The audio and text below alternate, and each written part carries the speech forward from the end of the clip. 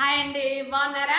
మరి నేనైతే బాగున్నాను. మరి మీరు అందరూ కూడా బాగుంటున్నారని అనుకుంటున్నాను. అందరం బాగుంటేనే సమాజం కూడా బాగుంటుంది. సమాజం బాగుంటే మరి దేశం అంతా కూడా ఉన్నత స్థితిలో ఉంటుందని మనకు అర్థమవుతుంది. కాబట్టి ఇప్పుడు నా యొక్క ఛానల్ మీకు తెలుసు, జిపిఎల్ జీసీని చేరదీయండి, ఆదరించండి, లైక్ చేయండి, షేర్ చేయండి, కామెంట్ చేయండి, సబ్స్క్రైబ్ చేయండి. ప్లీజ్ ప్లీజ్ ప్లీజ్ అండి. మరి ఇప్పుడు మన ప్రోగ్రాము సమాజము నేడు నాడు నాడు ఏ విధంగా ఉండేది సమాజము, ఇప్పుడు ఎలాంటి మార్పులకు గురి అవుతున్నది అన్న విషయం మనం మాట్లాడుకుందామండి. ఇప్పుడు మనకు రేపు పెత్తర అమావాస్య అంటారు, అంటే మహాలయ అమావాస్య అంటారు.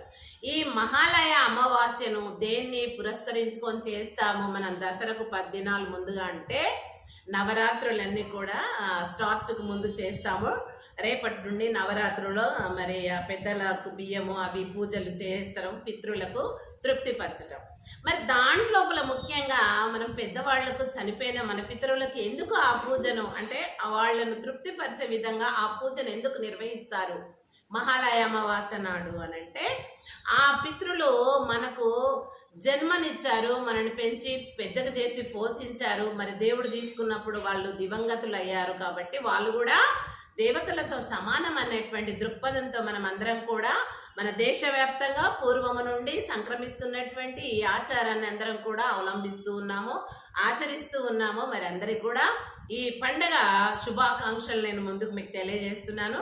కానీ ఒకటి ఏంటంటే మనం గ్రహించాల్సింది, ప్రతి గృహము లోపల కొడుకులు కోడళ్ళు ఆ పెద్దలకు బియ్యం ఇస్తారు. ఒక కుటుంబంలోని ఆడపడుచు ఇంకో కుటుంబానికి కోడలైనట్టు ఇంకో కుటుంబం యొక్క ఆడపడుచు ఇంకో ఇంటికి కోడలు. కాబట్టి కొడుకులు కోడళ్ళు మాత్రమే ఆ చనిపోయినటువంటి అత్తామామలు కానీ అత్తమామల యొక్క తల్లిదండ్రులు కానీ ఆ యొక్క పెద్దలకు బియ్యం ఇయ్యడము. అంటే ధాన్యం అప్పుడు ఎక్కువగా ఉండేది, ఇప్పుడు డబ్బు ఉంటుంది, అప్పుడు ధాన్యం ఉండింది. కాబట్టి ఆ ధాన్యమునే వాళ్ళకు ప్రసాదంగానో లేకుంటే వాళ్ళకు తృప్తి పరిచే విధంగానో ఇచ్చేది. ఆ జంగమోళ్లను పిలిచి వాళ్ళకు ఇచ్చేదన్నమాట.